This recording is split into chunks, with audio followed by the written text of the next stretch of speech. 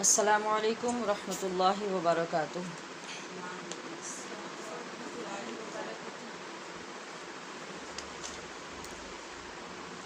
جی کیا حال ہیں؟ سب خیریت سے ہیں؟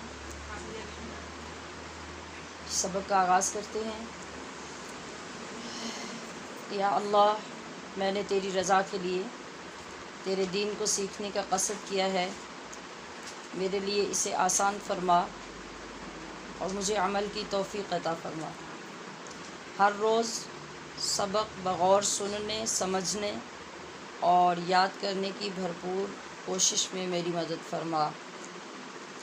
میں نے تیرے احکام پر عمل کی غرض سے دین سیکھنا شروع کیا ہے، میرے لیے یہ آسان فرما۔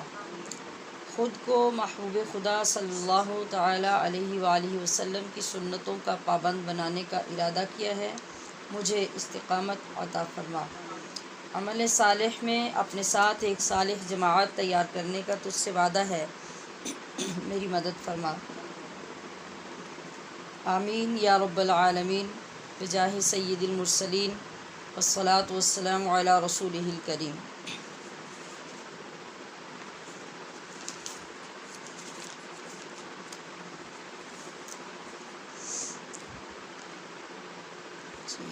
حسب ترتیب قرآن شریف کا سبق پڑھیں گے ہم۔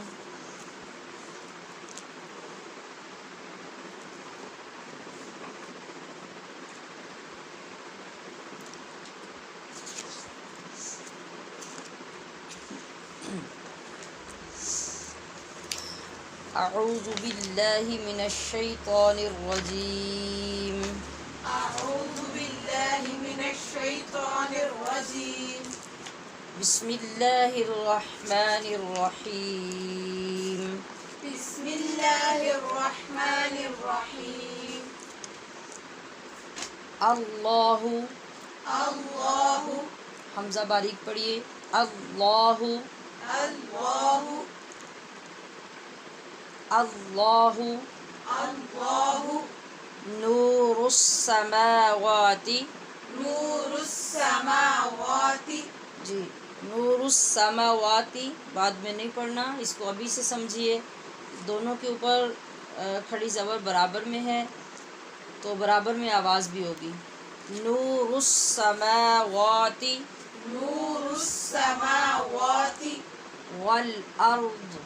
والارض، والارض، والارض، ضاد کی آواز آنی چاہیے قلقلے کے بغیر، لیکن پورا آواز ہوگی۔ والارض، والارض، مثل، مثل، مثل، مثل، مثل مثل نورہ، نورہ، نورہ، نورہ، نورہ نورہ، کمشکات، کمشکات، تن نہیں، اخفا کیجیے، کمشکات، کمشکات، فیہا، فیہا، کمشکات، کمشکات، فیہا، فیہا، کمشکات، کمشکات، فیہا فیہا، مصباح۔ مصباح۔ ایک تو صاد پہ دھیان رکھیں گے کہ یہ پور پڑھا جائے گا، دوسرے ہا کی ساکن آواز آنی چاہیے۔ مصباح، مصباح، مصباح، مصباح، المصباح،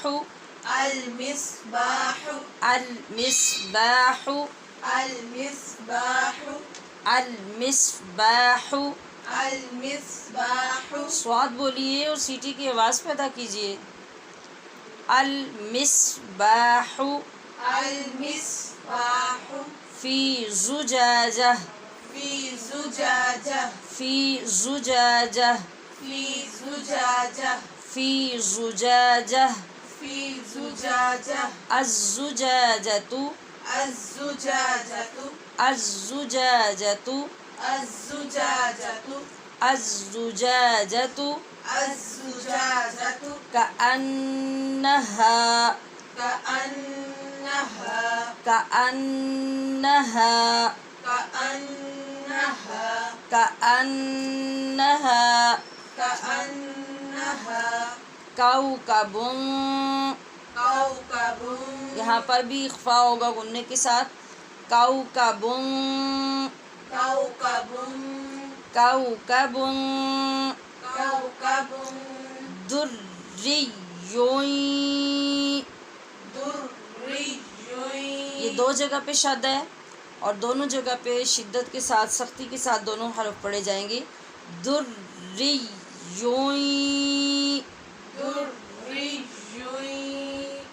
دري دري دري يوقد يوقد يوقد يوقد دري يوقد دري يوقد من شجرة من شجرة یہاں پہ نون تنوین کے بعد میم ہے. ادغام ہوگا جو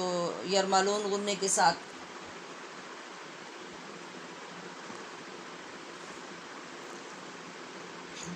من شجرة من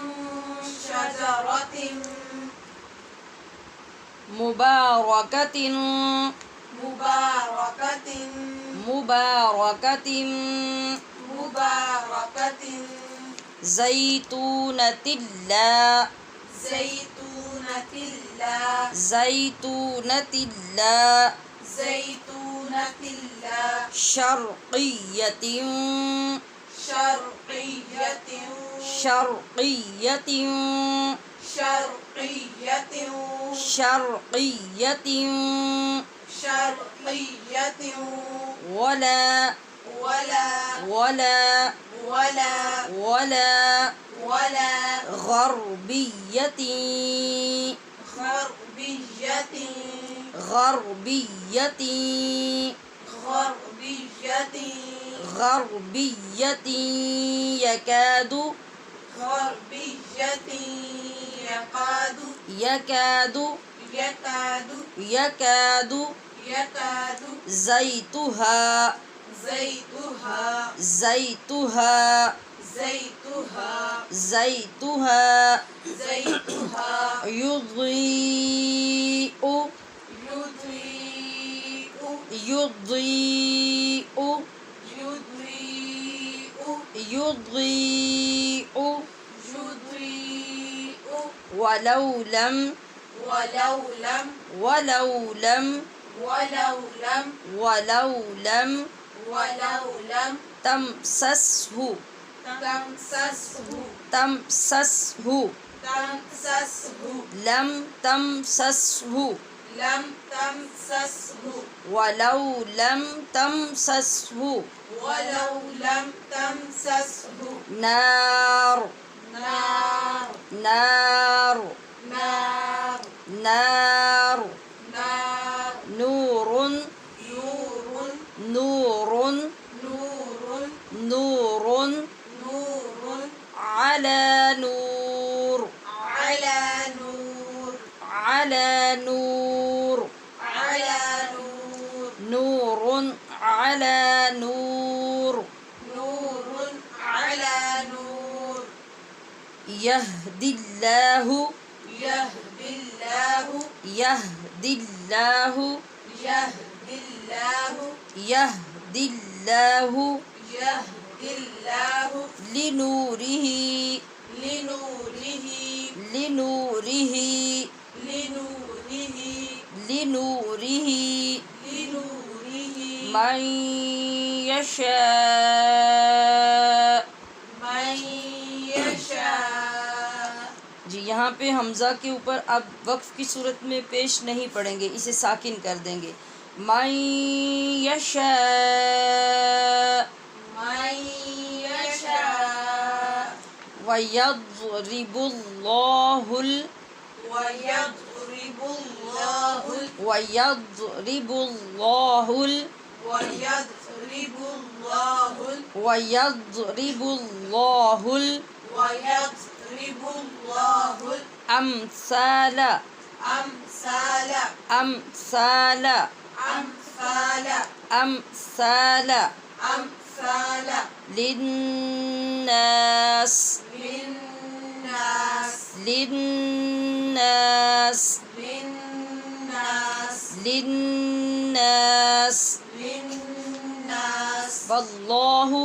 والله والله والله والله والله بكل شيء بكل شيء بكل شيء بكل شيء بكل شيء بكل شيء عليم عليم عليم عليم عليم عليم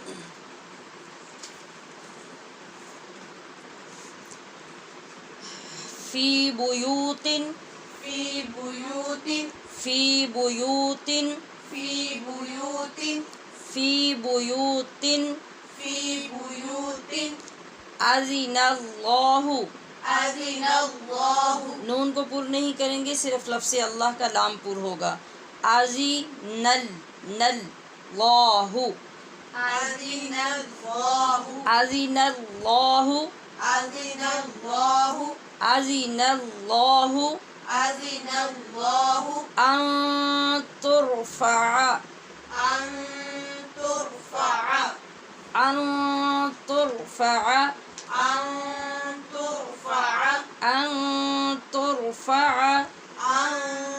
ترفع ويذكر ويذكر ويذكر ويذكر ويذكر ويذكر فيها اسمه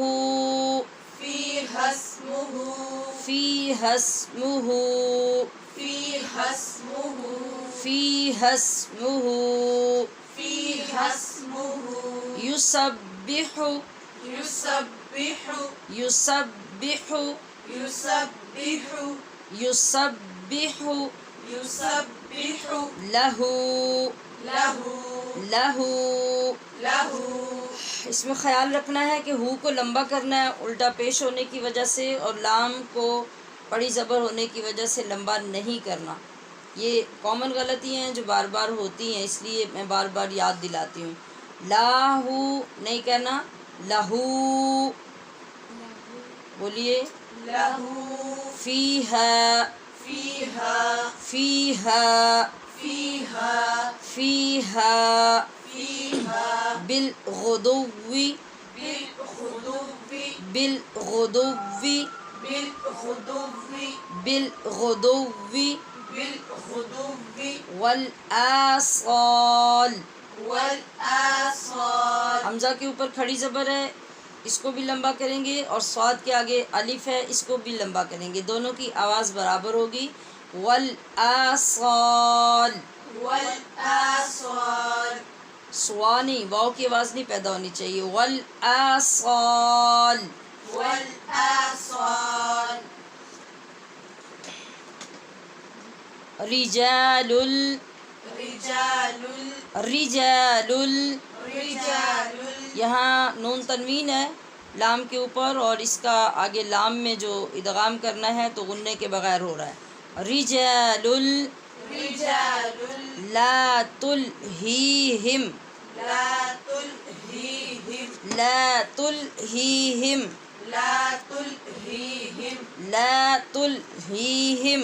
لا تلهيهم تجارة تجارة تجارة تجارة تجارة تجارة ولا بیع. ولا بيع آگے عین ہے حروف حلقی میں سے، اس لیے یہاں اظہار ہو رہا ہے. ولا بیع ولا بيع عن ذکر اللہ. عن ذكر الله یہاں نون پر اخفا ہو رہا ہے، آگے زال حروف اخفا میں سے ہے. عن ذکر اللہ عن ذكر الله عن ذکر اللہ عن ذكر الله وإقام الصلاة وإقام الصلاة وإقام الصلاة وإقام الصلاة وإقام الصلاة وإقام الصلاة وإيتاء الزكاة وإيتاء الزكاة وإيتاء الزكاة وإيتاء الزكاة وإيتاء الزكاة وإيتاء الزكاة يخافون يخافون يخافون يخافون يخافون يخافون يوما يوما يوما يوما يوما يوما تتقلب تتقلب تتقلب تتقلب تتقلب تتقلب فيه فيه فيه فيه فيه فيه القلوب قلوب قلوب قلوب فيه القلوب فيه القلوب والابصار والأبصار سوا نہیں بولنے، واؤ کی آواز پیدا نہیں کیجیے، با کے اوپر قلقلہ ہے اور صاد کو پور پڑھنا ہے، را کو بھی پور پڑھنا ہے. والابصار والأبصار والابصار والأبصار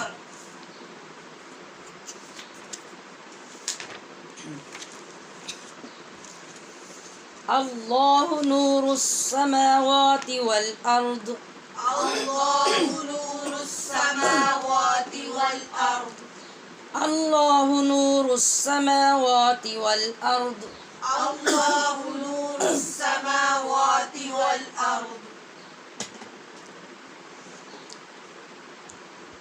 مثل نورہ کمشکاۃ مثل نوره كمشكاة مثل نورہ کمشکاۃ مثل نوره كمشكاة فیہا مصباح فيها مصباح فیہا مصباح فيها مصباح المصباح فی زجاجہ المصباح في زجاجة المصباح فی زجاجہ المصباح في زجاجة الزجاجة كأنها كوكب الزجاجة كأنها كوكب الزجاجة كأنها كوكب الزجاجة كأنها كوكب كوكب دري يوقد من شجره كوكب دري يوقد من شجرة یوقد بھی وقت کر لیں آگے اگر طویل ہو رہا ہے تو. کوکبن یہاں پہ اخفا ہے، اس کو اس طریقے سے پڑھنا ہے اور آگے ادغام ہے. کوکبن بوئیں آواز ایسے نہیں پھیلے گی. کوکبن دري یوقد كوكب دري يوقد کوکب دري یوقد كوكب دري يوقد يوقد من شجرة مباركة يوقد من شجرة مباركة يوقد من شجرة مباركة يوقد من شجرة مباركة زيتونة لا شرقية ولا غربية زيتونة لا شرقية ولا غربية زيتونة لا شرقية ولا غربية زيتونة لا شرقية ولا غربية بیا نہیں کہنا، شد ہے یا کے اوپر غربیہ غربية يكاد زيتها يضيء يكاد زيتها يضيء مد ہے يكاد زيتها يضيء يكاد زيتها يضيء يكاد زيتها يضيء يكاد زيتها يضيء يضيء ولو لم تمسسه نار يضيء ولو لم تمسسه نار يضيء ولو لم تمسسه نار يضيء ولو لم تمسسه نار نور على نور نور على نور نور على نور نور على نور يهدي الله لنوره من يشاء يهدي الله لنوره من يشاء لام کو موٹا کیوں پڑھ رہے ہیں يهدي الله لنوره من يشاء يهدي الله لنوره من يشاء ويضرب الله الأمثال للناس ويضرب الله الأمثال للناس ويضرب الله الأمثال للناس ويضرب الله الأمثال للناس والله بكل شيء عليم والله بكل شيء عليم والله بكل شيء عليم والله بكل شيء عليم في بيوت أذن الله في بيوت أذن الله في بيوت أذن الله في بيوت أذن الله أن ترفع ويذكر أن ترفع ويذكر أن ترفع ويذكر أن ترفع ويذكر فيها اسمه يسبح له فيها اسمه يسبح له فيها اسمه يسبح له فيها اسمه يسبح له يسبح له فيها بالغدو والآصال يسبح له فيها بالغدو والآصال یسبح میں ہا وسط حلق سے ادا ہونے والی ہے اور لاہو میں انتہائی حلق سے یسبح یسبح لہ فیہا يسبح له فيها یسبح لہ فیہا يسبح له فيها بالغدو والآصال بالغدو والآصال رجال لا تلہیہم رجال لا تلهيهم رجال لا تلہیہم رجال لا تلهيهم تجارة ولا بيع تجارة ولا بيع تجارة ولا بيع تجارة ولا بيع عن ذكر الله عن ذكر الله زال میں سختی پیدا نہیں کریں اور عین کو اپنے مخرج سے پڑھیں ان نہیں عن ذکر اللہ عن ذكر الله وإقام الصلاة وإقام الصلاة وإقام الصلاة وإقام الصلاة وإيتاء الزكاة وإيتاء الزكاة وإيتاء الزكاة وإيتاء الزكاة يخافون يوما تتقلب يخافون يوما تتقلب يخافون يوما تتقلب يخافون يوما تتقلب فيه القلوب والأبصار فيه القلوب والأبصار فيه القلوب والأبصار فيه القلوب والأبصار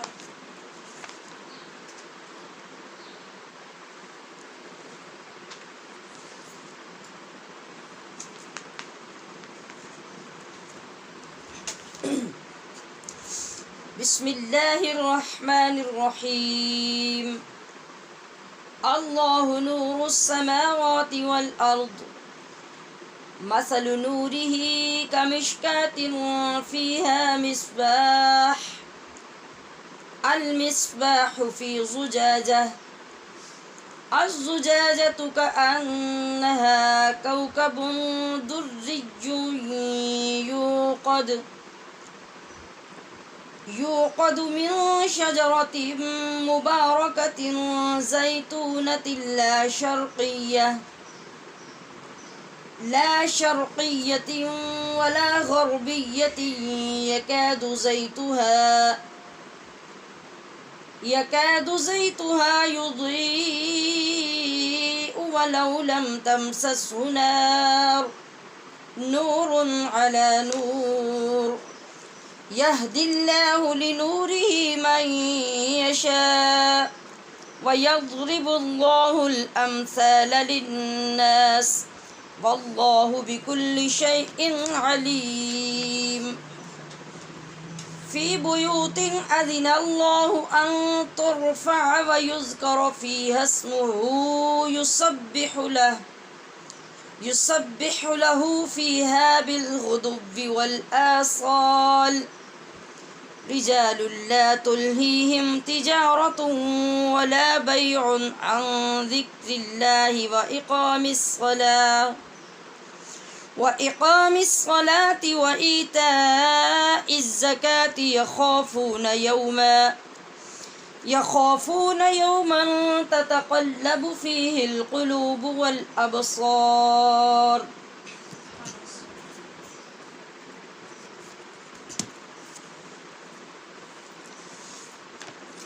جی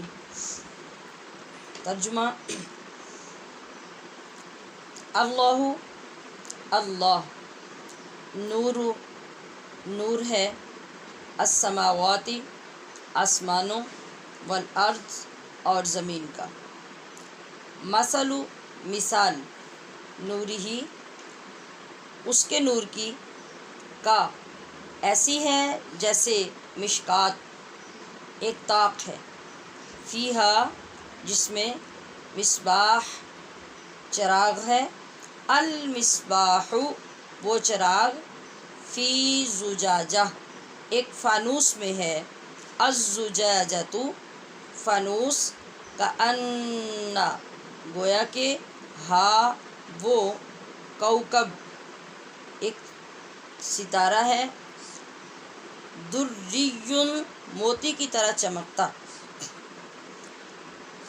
یوقد جو روشن ہوتا ہے من شجرتن درخت سے مبارکتن برکت والے زیتون کے لا شرقیتن جو نہ مشرق والا ہے ولا اور نہ غربیہ مغرب والا یکادو قریب ہے کہ زیت تیل کو کہتے ہیں زیت تیل اس کا یضیء بھڑک اٹھے ولو اور اگرچہ لم تمسسہ نہ چھوئے اسے نار آگ نور ہے علی نور پر یہدی اللہ یہدی ہدایت دیتا ہے اللہ لنورہ اپنے نور کی من جسے یشاء چاہے وَيَضْرِبُ اور وہ بیان فرماتا ہے اللہ الامثالی مثالیں للناسی لوگوں کے لیے، واللہ اور اللہ بکل شیء ہر چیز کو علیم خوب جاننے والا ہے۔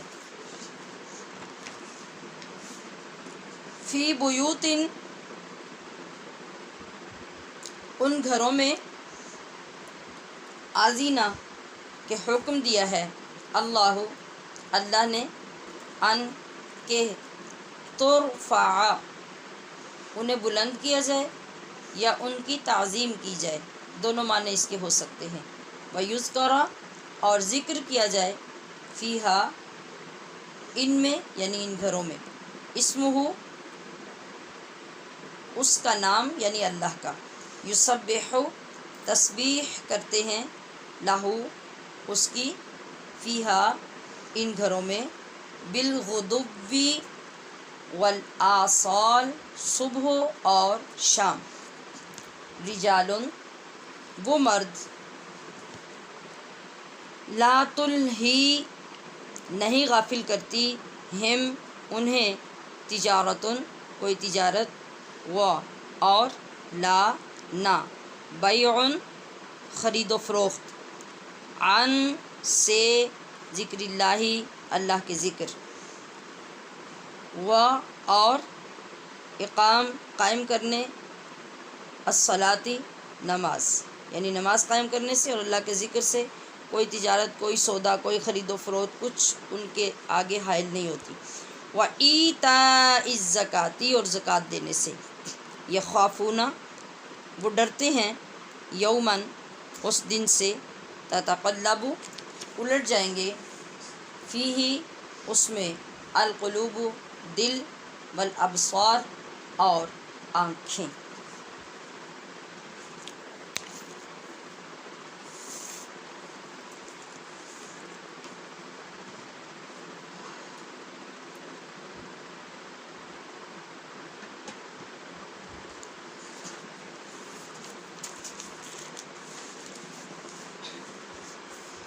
جی اب یہاں سے بھی ایک نیا ٹاپک شروع ہو رہا ہے۔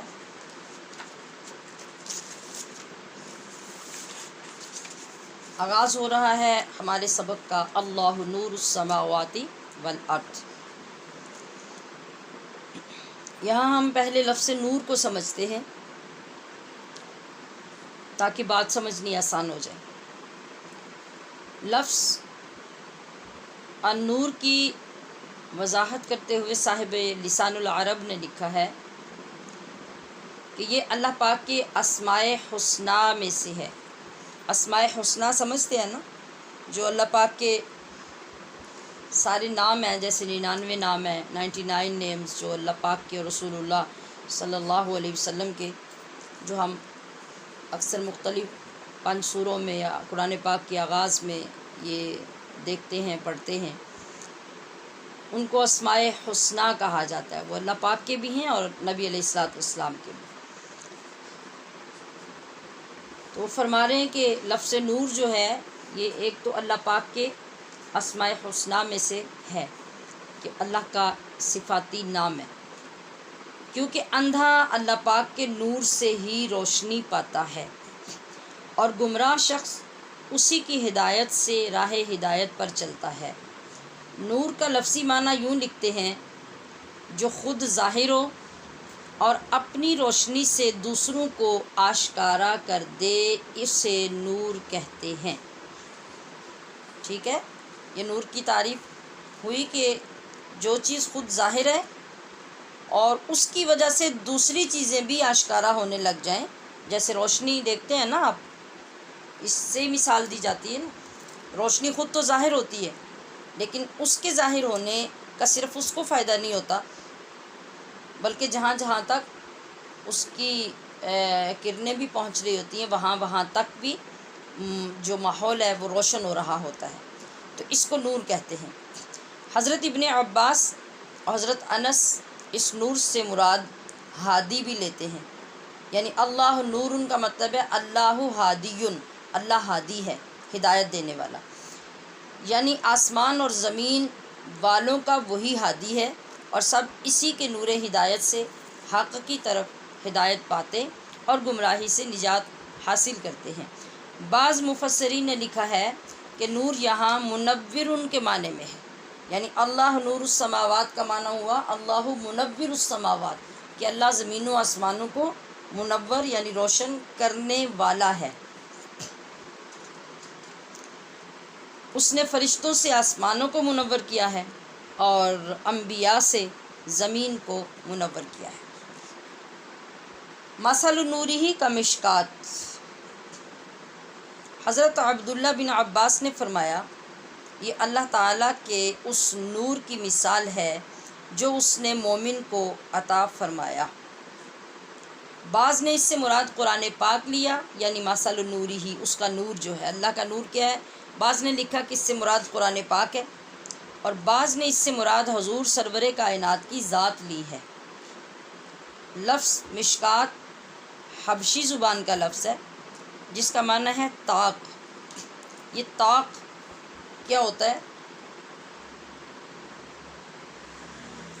اگر ہم 50 سال پیچھے دیکھیں تو بالخصوص دیہاتوں میں گھروں کے اندر چراغ اور لالٹین وغیرہ رکھنے کے لیے صحنوں اور برآمدوں کی دیواروں پہ طاقچے بنائے جاتے تھے، محراب نما ایک خانہ، یا پھر اس پہ شلف وغیرہ بنی ہوتی تھی، جس کا مقصد چراغوں کو ہوا اور بارش سے بچانا اور روشنی کا زیادہ حصول ہوتا تھا۔ سنا ہوا ہے، دیکھا ہوا ہے۔ ابھی بھی کچھ علاقے ایسے ہیں جہاں پہ یہ چیزیں دیکھنے کو مل سکتی ہیں، یعنی جو دیوار بنی ہوتی تھی اس دیوار کے ہی اندر، جس طرح سے ہم الماری کے لیے شیلفس لگا لیتے ہیں دیوار بناتے ہوئے، اسی طرح سے باہر اوپن جگہ پہ یہ بنایا جاتا تھا۔ اس کو طاقچہ بھی، طاق بھی اردو میں کہتے ہیں، اور پنجابی میں اس کو لوگ آلہ کہتے ہوتے تھے، آلہ، آلے میں جا کے وہ چیز رکھ دو۔ کھانے کی بچی چیزیں سنبھالنے کے لیے بھی وہ آلہ استعمال ہوتا تھا، کیونکہ وہ زمین سے اونچا ہوتا اور دیوار کے ساتھ ہوتا، ساتھ کوئی چیز آسانی سے چڑھنے کے لیے نہیں ہوتی، تو جانوروں سے وہ چیزیں محفوظ رہتی، اور ہوا کی وجہ سے اور اوپن ایئر کی وجہ سے پھر وہ چیزیں خراب ہونے سے بچتی ہیں۔ آپ یہ سمجھ لیں کہ وہ ایک دیسی فریج ہوتی تھی، اور رات کو چراغ روشن کرنے کے لیے بھی اس میں وہ رکھے جاتے تھے۔ اس کا یہ فائدہ ہوتا ہے کہ جب آپ کسی اوپن جگہ پہ چراغ رکھتے، یعنی ایک زمانہ وہ تھا کہ جب لالٹین بھی شاذ و نادر کسی کے گھر ہوتی، لیمپ ہوتے تو وہ بھی کسی کے گھر بہت کم ہوتے، یعنی اس وقت میں جس کے پاس وہ گنجائش ہوتی تو وہ شیشے والے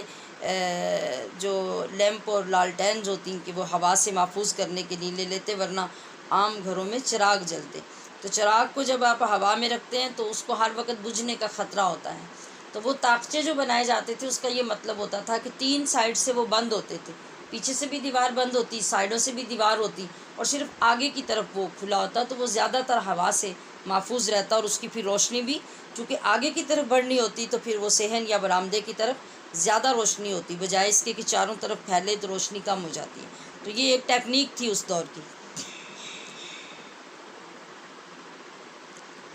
تو اس کی مثال دی جا رہی ہے کہ مصباح کا معنی ہے روشنی دینے والا آلہ، یعنی وہ ایک چیز جس سے روشنی مہیا ہوتی ہے، جس کو چراغ وغیرہ کہتے ہیں۔ زجاجہ کا معنی ہے شیشے کا فانوس، وہ چراغ ایک فانوس میں ہے، کأنہا، گویا کہ، یعنی وہ چراغ اس فانوس میں رکھنے کی وجہ سے ایسا محسوس ہوتا ہے کہ جیسے چمکتا ہوا ستارہ ہے۔ حضرت کعب احبار بیان کرتے ہیں کہ یہ مثال ہے جو اللہ پاک نے اپنے نبی کریم صلی اللہ علیہ وسلم کے متعلق بیان کی ہے۔ اب اس کے اندر تشبیہ کیا ہے، مثال کیا ہے؟ فرماتے ہیں کہ مشکات سے مراد ہے سینہ مبارک مصطفیٰ صلی اللہ علیہ وسلم، زجاجہ سے مراد ہے اس سینے کے اندر جو قلب انور ہے آقا علیہ الصلوۃ والسلام کا، اور مصباح سے مراد نبوت ہے۔ یعنی حضور کا نور اور حضور کی شان لوگوں کے سامنے خود بخود عیاں ہو رہی ہے، اگرچہ حضور اپنی نبوت کا اعلان نہ بھی کرتے، جیسے ابھی پیچھے ہوا ہے نا کہ وَلَوْ لَمْ تَمْسَسْهُ نَارٌ نُورٌ عَلَى نُور، کہ وہ ایسا شاندار چراغ ہے اور اس کی ایسی روشنی اور اس کا تیل اتنا اعلیٰ درجے کا ہے کہ ایسے لگتا ہے کہ اتنا چمکدار کہ اگر اس کو ماچس کی تیلی نہ بھی دکھائی تو وہ خود ہی بھڑک اٹھے گا، اس میں سے آگ نکل آئے گی، یعنی اتنا چمکدار ہے۔ تو یہ مثال ہے مصطفیٰ کریم کے سینہ مبارک کی، آپ کے قلب اقدس کی، اور وہ شان نبوت ہے جو اللہ پاک نے آپ کو عطا فرمائی۔ تو وہ جو مثال دی کہ وَلَوْ لَمْ تَمْسَسْهُ نَارٌ، مطلب اگر اس کے آگ قریب نہ بھی کرو تو وہ تب بھی روشنی دینے لگ جائے، اس کا مطلب یہ ہے۔ تو اس سے مثال آقائے دو عالم علیہ الصلوۃ والسلام کی ذات کے ساتھ کیسے ہے، اس کو دیکھیے کہ اعلیٰ حضرت نے کتنے خوبصورت الفاظ میں ایک شعر کے اندر بند کیا۔ آپ لکھتے ہیں کہ شمع دل مشکات تن سینہ زجاجہ نور کا، شمع دل مشکات تن سینہ زجاجہ نور کا، تیری صورت کے لیے آیا ہے سورہ نور کا، یعنی آپ کا حسن اور آپ کا جمال بیان کرنے کے لیے گویا اللہ پاک نے سورہ نور کے اندر یہ آیت نازل فرمائی ہے۔ تو زیتون کی مثال دینے کا یہی مطلب ہے کہ وہ ایسا صاف و شفاف تیل کہ یوں لگتا ہے کہ اپنی شفافیت کی وجہ سے بغیر آگ لگائے ہی بھڑک اٹھے گا۔ یہ حضور علیہ السلام کی ذات اقدس کے ساتھ مثال دی کہ آپ کی شان، کردار، شخصیت تو ویسے ہی اتنی اعلیٰ ہے کہ اس کا چرچا نہ بھی کیا جائے۔ مطلب بعض جگہ پہ یہ کہ اگر آپ اپنا اعلان نبوت نہ بھی کرتے، بعض جگہ پہ بعض مفسرین نے لکھا کہ اگر آپ پہ قرآن نازل نہ بھی ہوتا تو پھر بھی آپ کی جو پرسنالٹی تھی، جو آپ کی شان تھی، جو شروع سے لے کے 40 سال کی عمر میں جب آپ نے اعلان فرمایا اس وقت تک جس طرح ایک امتیازی شان حاصل تھی اور ایک امتیازی عزت آپ کو معاشرے میں حاصل تھی، اور وہ دن بدن بڑھتی جا رہی تھی، تو اس تیل کی طرح کہ جس کو آگ نہ بھی چھوئے تو وہ اس کے اندر شفافیت اپنی اتنی محسوس ہوتی ہے کہ وہ خود ہی جیسے چاروں طرف روشنیاں دینے لگ جائے گا۔ اس طرح آقائے دو عالم علیہ الصلوۃ والسلام کی شان اقدس اور آپ کی ذات، آپ کے اخلاق، آپ کے کردار پہلے سے اتنے اعلیٰ، اتنے شاندار تھے کہ وہ وقت کے ساتھ ساتھ بڑھتے جا رہے تھے اور مزید آگے بڑھتے جاتے۔ اب یہ کہنے کا کیا مطلب ہے کہ نبوت کا اعلان تو کرنا ہی تھا اور آپ پہ کتاب بھی نازل ہونی تھی۔ مقصد یہ ہے، اللہ تبارک و تعالیٰ یہاں بیان اس لیے کر رہا ہے کہ جس کی شان پہلے ہی اتنی بلند ہو، اب اگر اس کو پھر نبوت کا اعلان کرنے کا بھی حکم دے دیا جائے اور قرآن بھی نازل کر دیا جائے تو پھر وہ تو نور علی نور ہو گیا۔ اور یہ سلسلہ یعنی آپ کی جو پرسنالٹی تھی اور جو آپ کی شان تھی، یہ سلسلہ تو بچپن سے ہی جاری تھا کہ وہ وقتاً فوقتاً لوگوں کو غیر معمولی نظر آتی رہتی اور لوگ حیران ہوتے رہتے۔ جیسے دیکھیے کہ حضور صلی اللہ تعالی علیہ وسلم کم سے نہیں تھے ابھی، جب حلیمہ سعدیہ کی بکری شیر اٹھا کے لے گیا تو شیر سے آپ نے وہ بکری چھڑائی اور شیر آ کے قدموں میں گرا اور جا کے وہ بکری بھی واپس لے آیا۔ تو یہ کوئی عام چیز نہیں تھی جو بچپن سے ہی آپ کی ظاہر ہو رہی تھی۔ پھر آپ کا سینہ مبارک بچپن میں چاک کیا گیا، یہ بھی ایک غیر معمولی چیز تھی جو سب لوگوں کی زبان پہ یعنی اس کا ذکر شروع ہو گیا۔ پھر ایک مرتبہ بچپن میں آپ علیہ الصلوۃ والسلام کی آنکھوں میں تکلیف ہوئی تو دادا جان آپ کو حکیم کے پاس لے کر گئے، تو وہ ایک دانا تجربہ کار شخص تھا، اس نے کہا کہ یہ تو دنیا کو شفا دینے آئے ہیں، ان کو کسی سے شفا کی ضرورت نہیں ہے۔ حضور صلی اللہ علیہ وسلم ہی کا لعاب مبارک اس حکیم نے اپنی انگلی سے لگایا اور آپ ہی کی آنکھوں پہ لگایا تو آپ کی مبارک آنکھیں ٹھیک ہو گئیں۔ ایسے ہی جب آپ کی اوائل عمری میں ایک بار جو قحط پڑا تو حضرت ابو طالب بارش کے لیے دعا کرنے آئے تو حضور کو حرم میں ساتھ لے کر آئے، آپ کی طرف انگلی سے اشارہ فرمایا اور دعا جو مانگی تو صاف آسمان پر دیکھتے ہی دیکھتے ادھر ادھر سے بادل جھوم کر آئے اور برسنے لگ پڑے۔ یعنی یہ چیزیں جو آپ کا چرچا کر رہی تھیں، آپ کی شان بڑھا رہی تھیں، یہ تو بچپن سے ہی آپ کے ساتھ چل ہی رہی تھی۔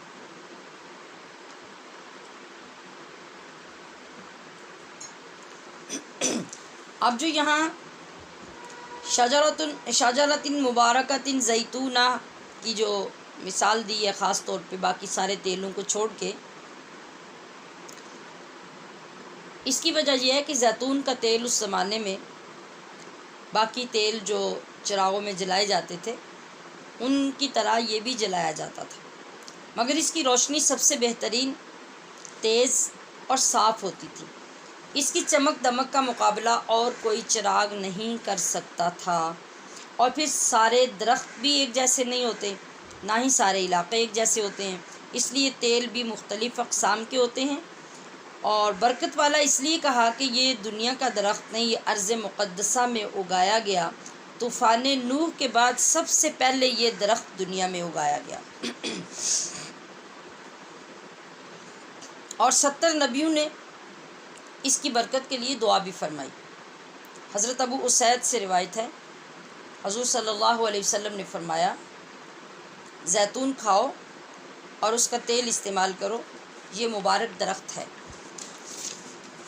اب لا شرقیت ولا غربیت کا کیا مطلب ہے؟ یہ فرما کر یہ بتا دیا کہ نبوت مصطفیٰ کا فیض عام ہے، جس طرح زمانے کی پابندی نہیں اس طرح علاقے کی بھی پابندی نہیں، اہل مشرق ہوں یا اہل مغرب، در رحمت مصطفیٰ کا سب کے لیے کھلا ہے، اور دامن لطف و عطا سب کے لیے کشادہ ہے۔ حضرت حسن بصری اور ابن زید کہتے ہیں کہ مصباح سے مراد قرآن کریم ہے، زجاجہ سے مراد قلب مومن ہے، مشکات سے مراد مومن کا منہ اور زبان ہے، اور شجرہ مبارکہ سے مراد اس کی وحی ہے۔ یعنی یہ مختلف مفسرین اکرام نے جو اپنے اپنے اقوال بیان کیے ہیں ان کا ذکر ہو رہا ہے۔ نور علی نور کا مطلب، حضرت عبداللہ بن عمر فرماتے ہیں کہ روشن دان یعنی طاق تو سرور دو عالم صلی اللہ علیہ وآلہ وسلم کا سینہ مبارک ہے، اور فانوس قلب اطہر ہے، اور وہ چراغ، وہ نور جو اللہ پاک نے اس میں رکھا، یعنی وہ چراغ ہے۔ اور شرقی اور غربی نہ ہونے کا مطلب یہ ہے کہ نہ وہ یہودی ہے نہ نصرانی ہے۔ اور شجرہ مبارکہ سے مراد ہے حضرت ابراہیم، اور حضرت ابراہیم کے دل کے نور پر پھر نور محمد کا آنا، یہ نور بالائے نور یعنی نور علی نور ہے۔ روشنی ہی روشنی اور روشنیوں کی فراوانی، اللہ جسے چاہے اپنے نور تک ہدایت دیتا ہے، انسان اپنے علم اور کوشش سے یہ انعام حاصل نہیں کر سکتا، یہ اللہ کے کرم سے ہی ملتا ہے جتنا وہ جس کو دینا چاہے۔ وَيَضْرِبُ اللَّهُ الْأَمْثَالَ، آگے فرمایا کہ یہ جو مثالوں کا بیان کرنا ہے یہ بھی اللہ کی کرم نوازی اور بندہ پروری ہے کہ ہماری سمجھ میں نہ آنے والی باتیں مثالوں کے ذریعے ہمیں سمجھا دیتا ہے۔ اب دیکھیں کہ ہمارے جیسا ایک عام بندہ جو یہ پڑھتا، جو ابھی ہم نے تشریح بیان ہوئی اور سنی، تو اس سے ہمیں اس بات کی کیا سمجھ آتی؟ تشبیہات جو دی گئیں، جو لوگ اس سمندر میں غوطہ زن ہوئے اور جس کو اللہ پاک نے اپنا یہ علم اپنے کرم سے عطا کیا، انہوں نے اس کے اسرار و رموز نکالے اور ہم جیسے عوام کے سامنے رکھے، ورنہ ہم تو کسی ایک چیز کی بھی کوئی مراد نہ سمجھ سکتے۔ تو یہ اللہ پاک کا کرم ہے کہ وہ مثالوں کے ساتھ ہمیں بڑی بڑی باتیں آسان کر کے سمجھا دیتا ہے، اور اگر اس کا یہ انداز اور یہ طریقہ نہ ہوتا تو یہ اسرار و رموز سمجھنا انسان کے بس میں نہ ہوتا۔ اگلی آیت کریمہ ہے کہ فی بیوت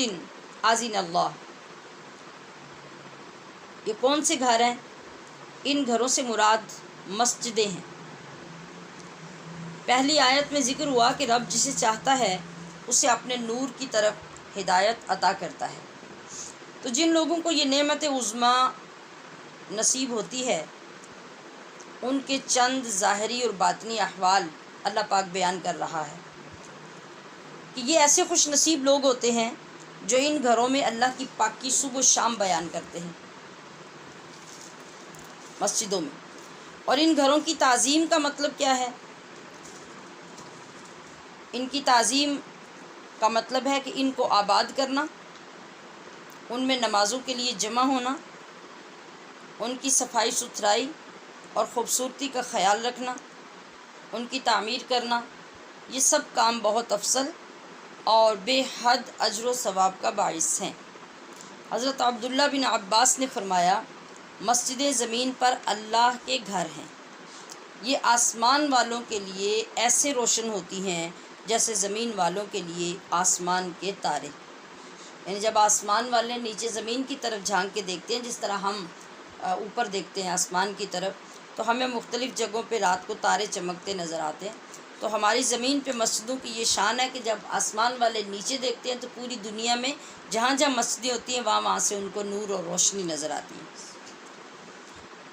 حضرت عمر فاروق سے روایت ہے کہ حضور پر نور صلی اللہ علیہ وآلہ وسلم نے ارشاد فرمایا، جو شخص رضائے الہی کے لیے اور ذکر خدا کے لیے مسجد بنائے، اللہ اس کے لیے جنت میں گھر تعمیر فرماتا ہے۔ یہ انعام ہے۔ بعض روایات میں یعنی مختلف باتیں مختلف روایات کے اندر فرمائی جاتی ہیں۔ بعض روایت میں یہ بھی ہے کہ جس نے مسجد کے لیے ایک اینٹ بھی پیش کی یا ایک اینٹ بھی لگائی تو اللہ پاک اس کو بھی جنت میں محل عطا فرمائے گا۔ صحابہ کرام مسجدوں کو صاف ستھرا رکھنے کا بہت اہتمام کرتے تھے۔ ایک بار حضرت تمیم الداری ملک شام سے مدینہ منورہ آئے، اتفاق سے وہ جمعرات کا دن تھا۔ وہ اپنے ساتھ قندیلیں، زیتون کا تیل، عمدہ قسم کی بٹی ہوئی رسیاں وہ لے کر آئے۔ جب عصر کے بعد کا وقت ہوا، انہوں نے اپنے غلام ابو البزاد کو حکم دیا کہ یہ تمام قندیلیں تیار کر کے مسجد نبوی شریف میں لٹکائے اور انہیں جلائے۔ جب جلایا گیا تو مسجد جگمگا اٹھی، حضور جلوہ فرما ہوئے۔ پوچھا یہ کس نے کیا؟ عرض کی گئی تمیم الداری نے۔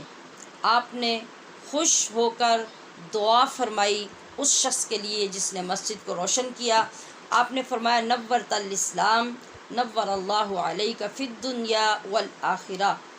کہ اے تمیم داری، آج تو نے اسلام کو روشن کیا، اللہ تعالیٰ تمہاری دنیا اور آخرت کو منور کرے۔ ہمارے جو بزرگ گزرے ہیں اور ہمارے جو علماء ہوتے ہیں آج بھی، جو مختلف اوقات کے مساجد کو روشن کرتے ہیں، روشنی کا انتظام کرتے ہیں ختم قرآن کے لیے، ویسے مختلف اوقات میں مختلف راتوں میں، تو یہ اسی سے دلیل ہے۔ یہ سب مسجد کی تعظیم میں چیزیں شامل ہیں، اور اصل آبادی مسجد کی کیا ہے؟ وہ یہ نہیں ہے۔ اصل آبادی یہ ہے کہ مساجد میں جا کر اللہ کا ذکر کیا جائے۔ ذکر کی بہت سی اقسام ہیں،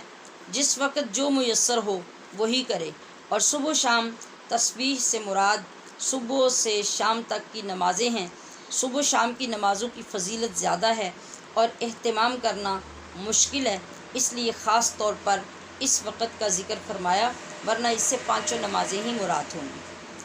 حضرت ابو ہریرہ فرماتے ہیں، آقا دو عالم صلی اللہ علیہ وآلہ وسلم نے فرمایا، جو شخص صبح و شام مسجد میں جاتا ہے، اللہ کریم جنت میں اس کے لیے مہمانی کا اہتمام کرے گا۔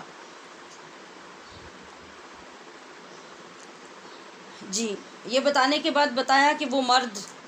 یعنی جو ان گھروں کو آباد کرتے، ان میں ذکر خدا کرتے، ان کو سجاتے سنوارتے صاف رکھتے، وہ کیسے مرد ہیں، کیا تعریف ہے ان کی؟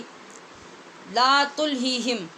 تجارت ولا بیع، اس کے لیے فرمایا کہ جو لوگ اللہ کی ہدایت کا نور حاصل کرتے ہیں، یہ وہ خوش نصیب لوگ ہیں کہ دنیا کے بہت سے مشاغل اور مصروفیات ہونے کے باوجود نہ وہ ذکر الہی سے غافل ہوتے ہیں، نہ ہی نماز اور زکوٰۃ کی ادائیگی میں وہ سستی کرتے ہیں۔ حضرت عبداللہ بن عمر بازار میں تھے، اذان ہوئی تو آپ نے دیکھا کہ لوگ دکانیں بند کر کے مسجد میں داخل ہو گئے۔ آپ نے فرمایا، یہ آیت کریمہ ایسے ہی لوگوں کے لیے نازل ہوئی ہے۔ یہی وہ مقدس لوگ تھے جنہوں نے نماز کی شان و منزلت سمجھی اور عملی طور پر ثابت بھی کیا۔ آج نماز کے ساتھ ہمارا سلوک کیا ہوتا ہے، یہ کسی سے ڈھکا چھپا نہیں ہے۔ آج ہمارے مرد حضرات الا ماشاء اللہ اس لیے ہفتے کے بعد بھی ایک دن جمعے کے دن بھی دکان بند نہیں کرتے کہ گاہک آئے گا تو وہ واپس چلا جائے گا، اور جب رب کی رحمت تمہارا بند دروازہ دیکھ کے واپس چلی گئی تو نقصان اس سے زیادہ ہوگا یا اس سے زیادہ نقصان ہے؟ رزق تو میں نے کل کے سبق میں بھی عرض کیا تھا کہ وہ تو اللہ کے ذمے ہے اور اس کو پہنچنے میں کبھی غلطی نہیں ہو سکتی، ایک کا رزق دوسرے کی طرف کبھی نہیں جا سکتا۔ مگر نماز کی شان کیا ہے اور نماز کی اہمیت کیا ہے؟ حضرت ابو ہریرہ ہی روایت کرتے ہیں کہ نبی علیہ الصلاۃ والسلام نے فرمایا کہ میں نے ارادہ کیا کا مطلب ہے کہ میرا دل چاہتا ہے کہ میں ایسے کروں۔ فرمایا کہ میں نے ارادہ کیا کہ لوگوں کو نماز قائم کرنے کا حکم دوں، پھر کسی کی ڈیوٹی لگاؤں کہ وہ ان سارے لوگوں کو نماز پڑھائے یعنی جماعت کروائے، اور میں کچھ لوگوں کو ساتھ لوں، ایسے لوگ جن کے پاس لکڑیوں کے گٹھے ہوں، اور میں ان نوجوانوں کو جن کے ساتھ لکڑیوں کے گٹھے ہوں وہ لے کر آبادیوں کی طرف جاؤں اور ان تمام گھروں کو جا کے جلا دوں جو لوگ مسجد میں نماز کے لیے حاضر نہیں ہوئے، مگر مویشی اور معصوم بچوں کی موجودگی مجھے ایسا کرنے سے مانے ہے۔ یہ ہمارے پیارے نبی صلی اللہ علیہ وسلم جس کو اپنی آنکھوں کی ٹھنڈک فرماتے ہیں، تو پھر آپ خود سوچئے کہ اس سے زیادہ عبادت کون سی آپ کو پسند ہوگی۔ لیکن ہم امت ہونے کے باوجود، کلمہ پڑھنے کے باوجود، مسلمان ہونے کے باوجود اپنے محبوب نبی کی آنکھوں کی ٹھنڈک کا انتظام نہیں کر سکتے۔ تو میرا خیال ہے جتنے اسباق اور جتنی فضیلت اور جتنی شان اور جتنی تاکیدیں ہم نے ان گزرے ہوئے دنوں میں نماز کے متعلق پڑھی ہیں، مجھے پورا یقین ہے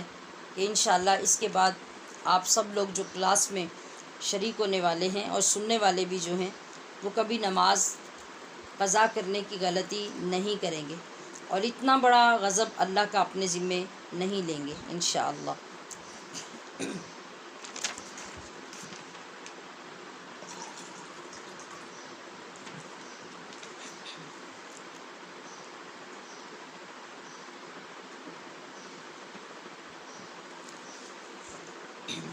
جی اب ہم حصۃ الحدیث شروع کر رہے ہیں۔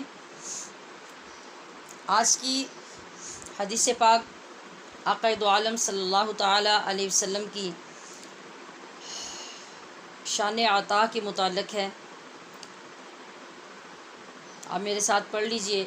انما انا إنما أنا انما انا إنما أنا قاسم قاسم انما انا قاسم إنما أنا قاسم واللہ یعطی والله يعطي واللہ یعطی والله يعطي انما انا قاسم واللہ یعطی۔ إنما أنا قاسم والله يعطي اس کا ترجمہ ہے انما انا بے شک میں ہی، قاسم تقسیم کرنے والا ہوں، واللہ اور اللہ یعطی عطا کرتا ہے۔ بعض احادیث میں معطی کا لفظ بھی آتا ہے۔ معطی کا مطلب ہوتا ہے عطا کرنے والا، اور یعطی جو ہے یہ فعل مضارع ہے، یعنی وہ عطا کرتا ہے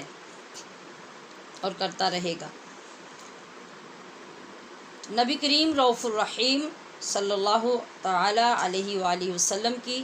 شان وسعت اور آپ کی رسائی، نیز آپ کے دست سخا کا ذکر ہوا ہے، یعنی آپ کا یہ فرمانا کہ اللہ تعالی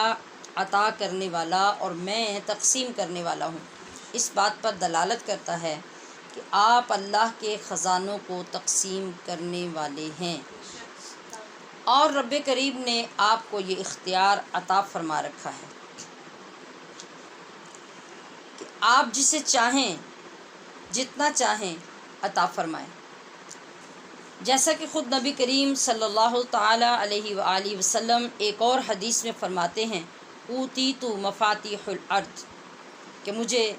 زمین کی، اور دوسری حدیث میں ہے کہ زمین کے خزانوں کی کنجیاں دے دی گئی ہیں۔ اور بہت سے مقامات صحابہ اکرام کی موجودگی میں ایسے آئے جب آپ نے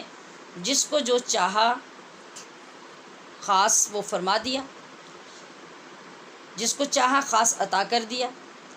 حالانکہ شریعت کا عام حکم کچھ اور ہوتا، جیسے شریعت گواہی کے لیے 2 مردوں کی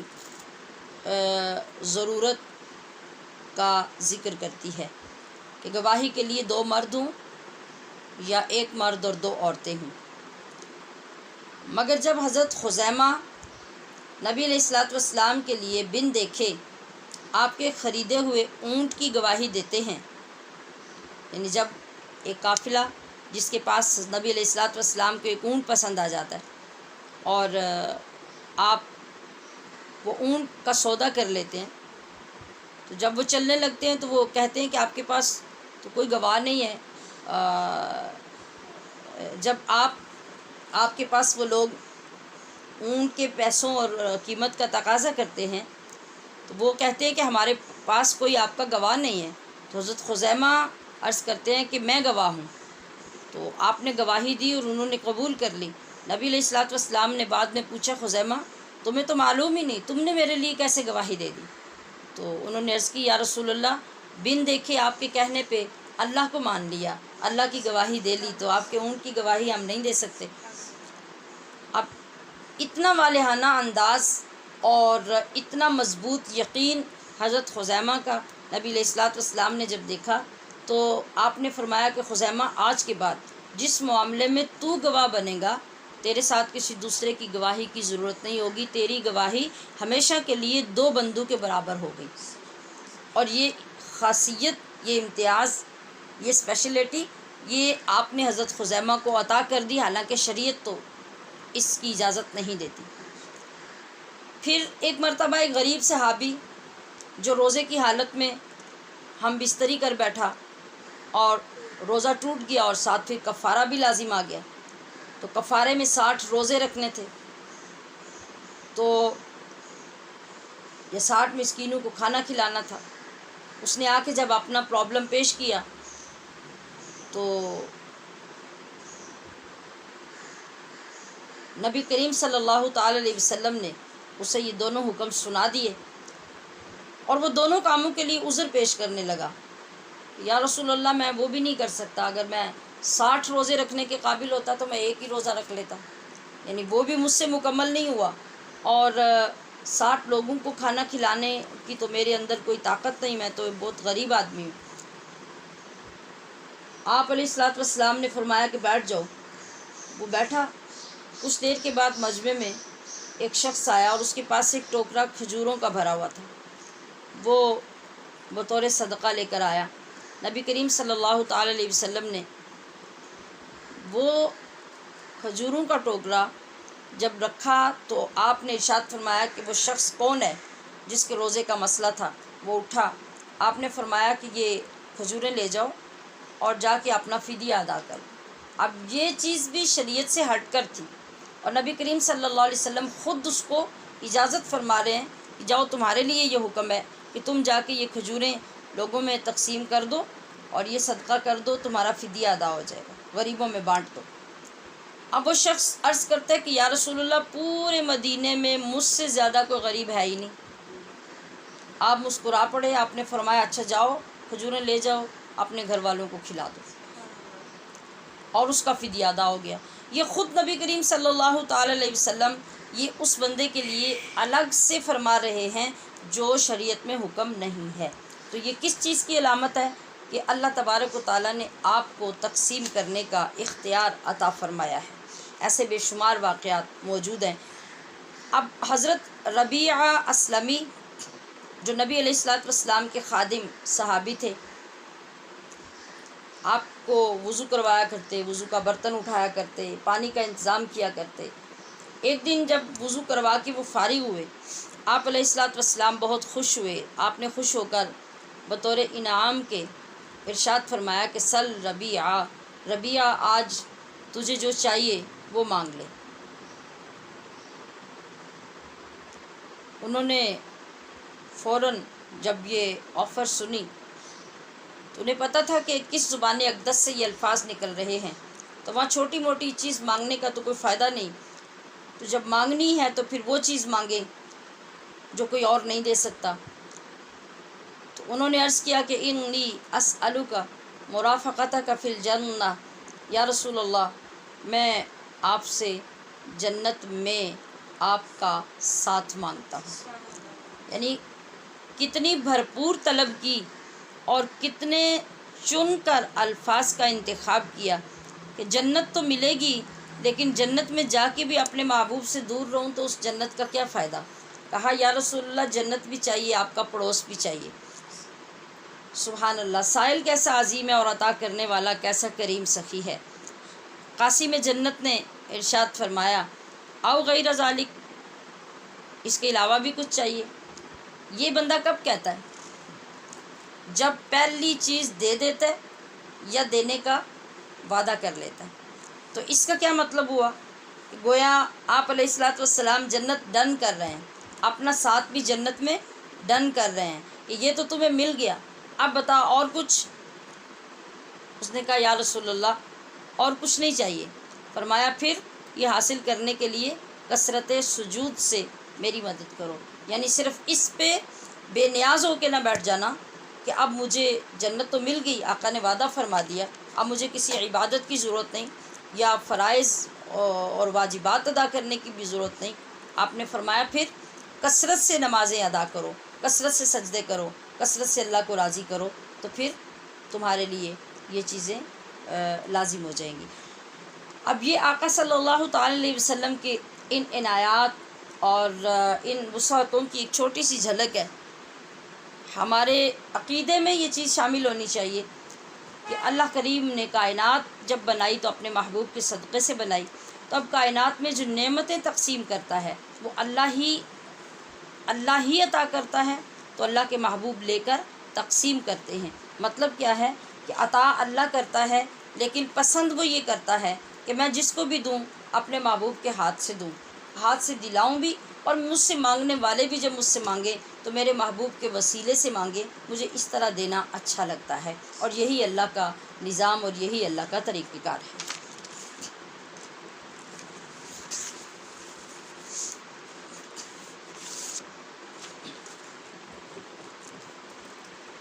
جی، حصۃ الفقہ میں ہمارے نماز کے مسائل الحمدللہ جو رہ گئے تھے وہ بھی پورے ہو گئے۔ اب خواتین کے لیے کچھ چیزیں ایسی جو ان کو نمازوں سے یا عبادتوں سے کچھ وقت کے لیے مستثنیٰ کرتی ہیں، ان میں جو خاص خواتین کے ساتھ مسائل ہیں وہ ہیں حیض و نفاس کے۔ ہم ان کو آج پڑھیں گے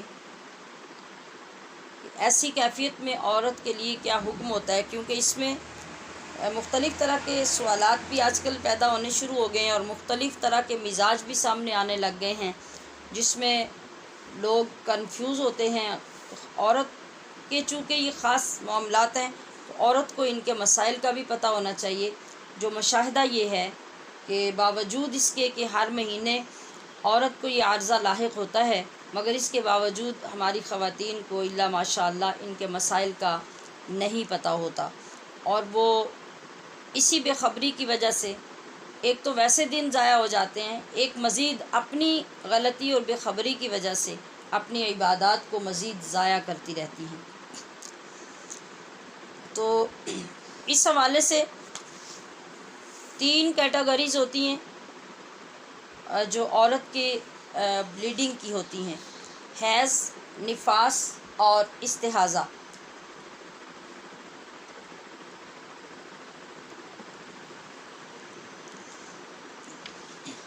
ہم ان تینوں کو پڑھیں گے، حیض، نفاس اور استحاضہ۔ حیض اس خون کو کہتے ہیں جو ہر ماہ بالغ لڑکی کے رحم سے خارج ہو، نہ کسی بیماری کی وجہ سے اور نہ بچے کی پیدائش کی وجہ سے۔ یہ عادتاً ہر مہینے بالغ بچی کے رحم سے خارج ہوتا ہے۔ یہ اللہ کا ایک نظام ہے۔ لیکن میں نے کیا کہا کہ وہ خون نہ کسی بیماری کی وجہ سے ہو اور نہ بچے کی پیدائش کی وجہ سے، اپنی روٹین میں ہر مہینے مخصوص دنوں کے لیے جو خارج ہوتا ہے اس کو حیض کہتے ہیں۔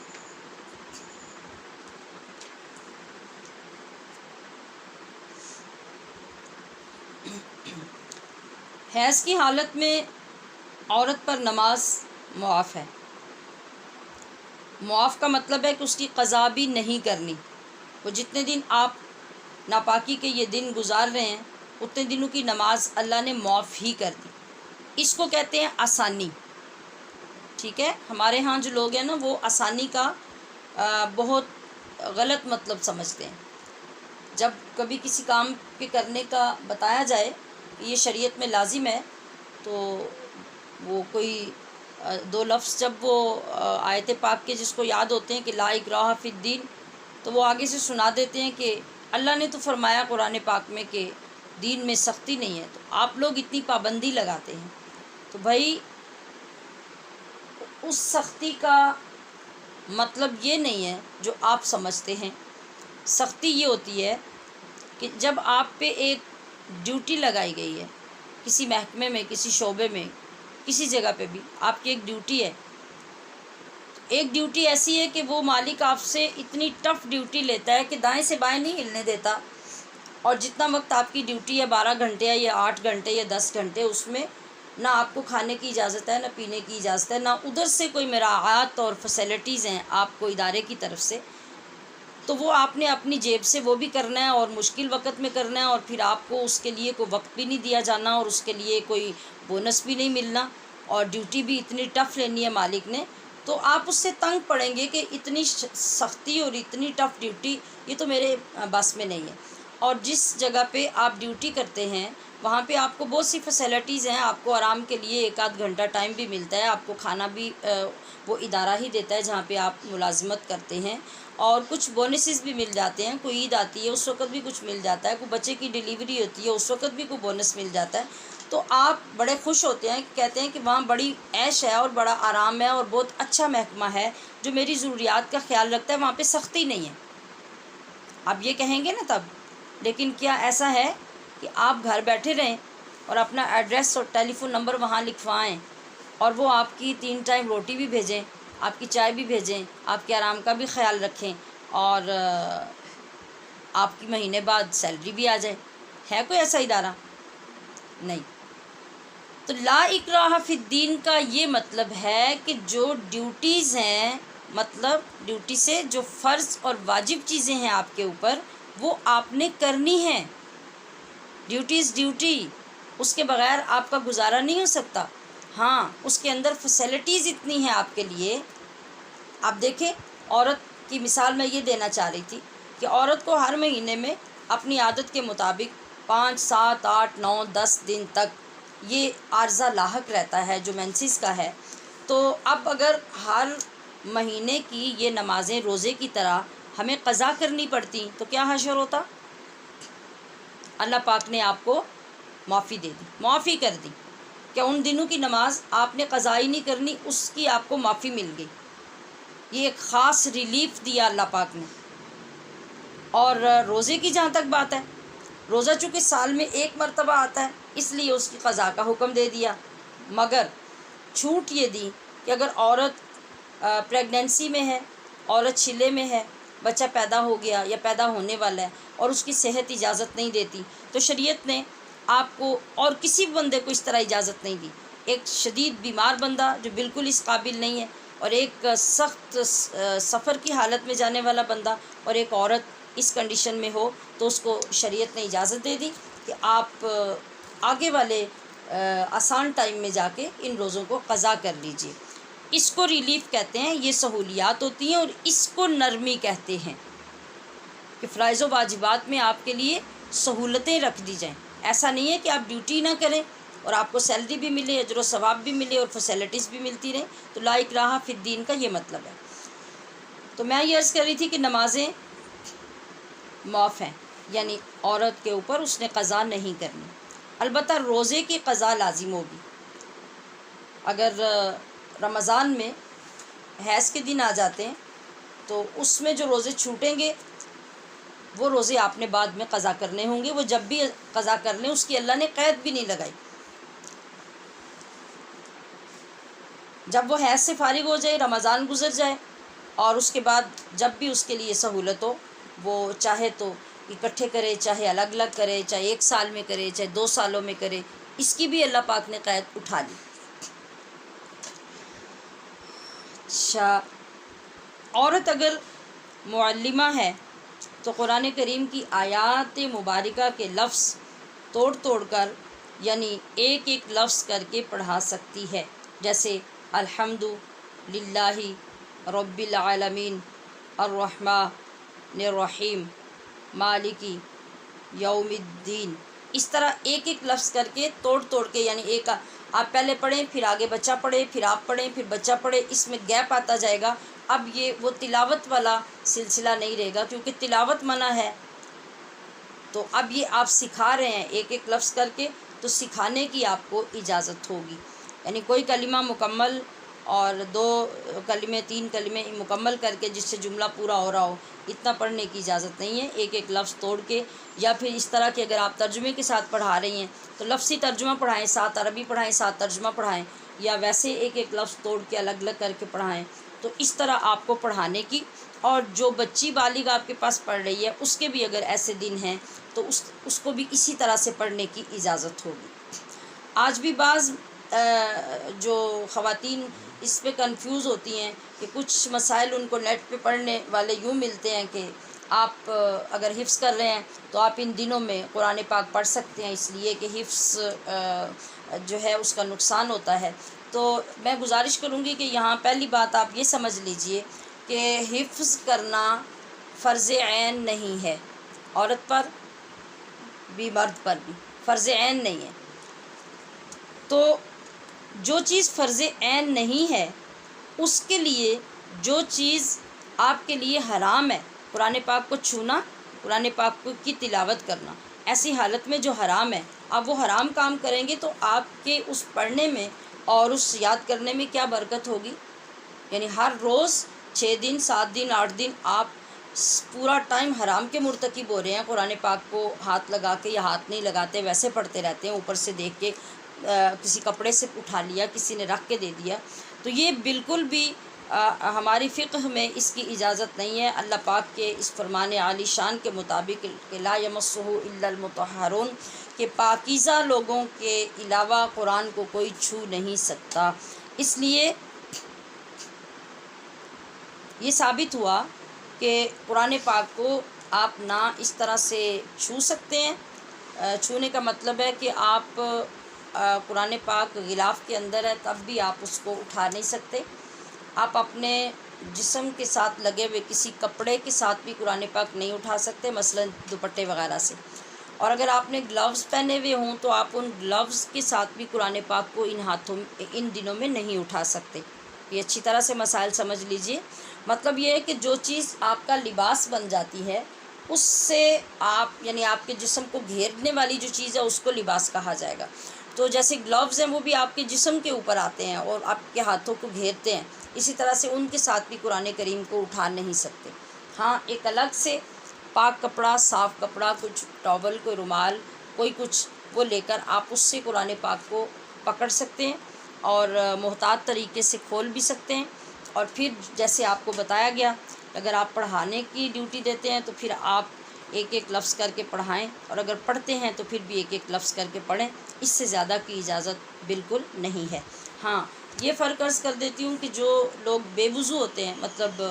یہ حیض وغیرہ کے دن نہیں ہے یا نفاس کے دن نہیں ہے، صرف وضو نہیں ہے، تو ایسی صورت میں آپ اپنے دوپٹے کے ساتھ قرآن پاک یا چادر کے ساتھ قرآن پاک کو اٹھا کے آگے پیچھے رکھ بھی سکتے ہیں، کسی کو پکڑا بھی سکتے ہیں، لیکن مینسز کی حالت میں اپنے دوپٹے کے ساتھ نہیں پکڑ سکتے. اچھا، اب ہم نے دیکھنا ہے کہ حیض کی مدت زیادہ سے زیادہ کتنی ہے اور کم سے کم کتنی ہے.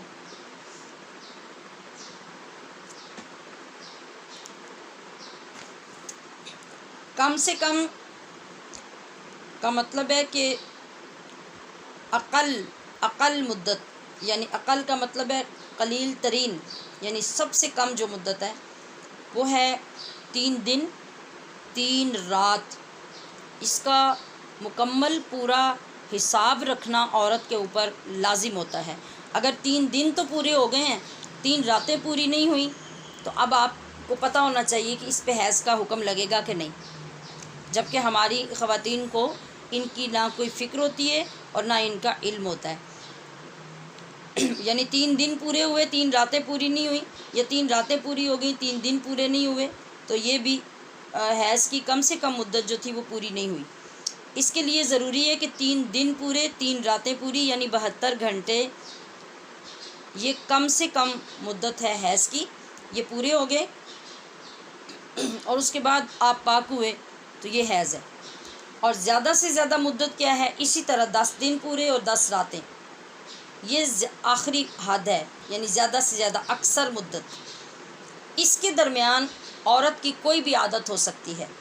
3 دن سے آگے اور 10 دن کے پیچھے، جیسا کہ بعض خواتین کی عادت ہوتی ہے 5 دن، بعض کی 7 دن، بعض کی 6 دن، لیکن یہاں پہ بہت سی غلطیاں ہیں جن کو میں عرض کرتی ہوں۔ میں یہ عرض کر لوں کہ حیض کی کم سے کم مدت 72 گھنٹے، یعنی 3 دن 3 راتیں پورے، اور 10 دن 10 راتیں پورے، یہ زیادہ سے زیادہ۔ اس کے درمیان جہاں بھی آپ پاک ہو جائیں وہ حیض ہے۔ اگر 3 دن 3 راتوں سے کم اور 10 دن 10 راتوں سے زیادہ ہے تو وہ حیض نہیں ہے۔ اس کی تعریف ہم آگے پڑھتے ہیں۔ اچھا، 9 سال سے کم اور 55 سال سے زیادہ کی عمر میں حیض نہیں ہوگا۔ اگر کسی بچی کو 9 سال سے کم عمر میں بلیڈنگ شروع ہو جائے اور 55 سال کے بعد کسی عورت کو بلیڈنگ ہونی شروع ہو جائے تو وہ حیض نہیں ہوگا۔ البتہ عورت اگر حیض ہی کی طرح سے خون دیکھے اس عمر میں، یعنی 55 سال کی عمر میں یا اس سے آگے، تو وہی علامات ہوں جو حیض کی ہوتی ہیں،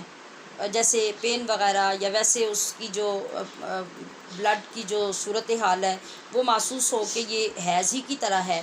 اور عورت مطلب مکمل صحت یاب ہو، یا ابھی تھوڑا عرصہ ہوا ہو اس کے جو حیض کے دن ہیں وہ ختم ہوئے ہوئے، تو ایسی صورت میں بعض اوقات اس کو حیض سمجھا بھی جا سکتا ہے، لیکن 9 سال سے کم عمر میں کبھی بھی حیض نہیں ہوتا۔ بعض اوقات ایسا ہوتا ہے کہ 55 سال سے زیادہ کی عمر میں حیض ہو، اور وہ ان ساری علامتوں کے ساتھ، اگر معمولی بلیڈنگ ہے اور یا ویسے کوئی ڈاٹس ہیں، تو اس سے آپ یہ بالکل نہیں سمجھیں گے کہ یہ حیض ہے، ٹھیک ہے۔ اب آپ نے یہ بھی جاننا ہے کہ حیض کے خون کے مختلف رنگ ہوتے ہیں، اور وہ سارے رنگ حیض کے ہوتے ہیں، اور اس چیز کا بھی ہماری خواتین کو کم علم ہوتا ہے، کیونکہ میں اس لیے اس کا کم علم کا ذکر کر رہی ہوں کہ یہ جو سارے سوالات آتے ہیں نا، اس سے اندازہ ہوتا ہے کہ ان تمام چیزوں کا ہماری خواتین کو علم نہیں ہوتا، اور جن کو ہوتا ہے وہ تو اس بات میں شامل نہیں ہوتی، الا ماشاء اللہ کہنے کا یہی مطلب ہوتا ہے۔ سرخ رنگت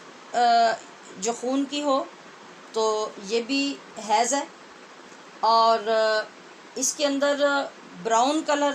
شو ہو رہا ہو خون کا، جیسے سخت براؤن یا کلیجی یا ڈارک کلر جو ہو اس طرح کا، یہ بھی حیض کا خون ہے۔ اور اگر خون کے اندر سبزی مائل شیڈ آتا ہو وہ بھی حیض کا خون ہے۔ اور مٹیلا کلر یعنی مٹی کا کلر جو ہے بھورا بھورا سا، یہ بھی حیض کا خون ہوگا۔ اور سیاہی مائل جو خون آتا ہے بہت سخت گاڑھا اور بلیک کلر میں، یہ بھی حیض کا خون ہوگا۔ اور اگر زردی مائل ان دنوں میں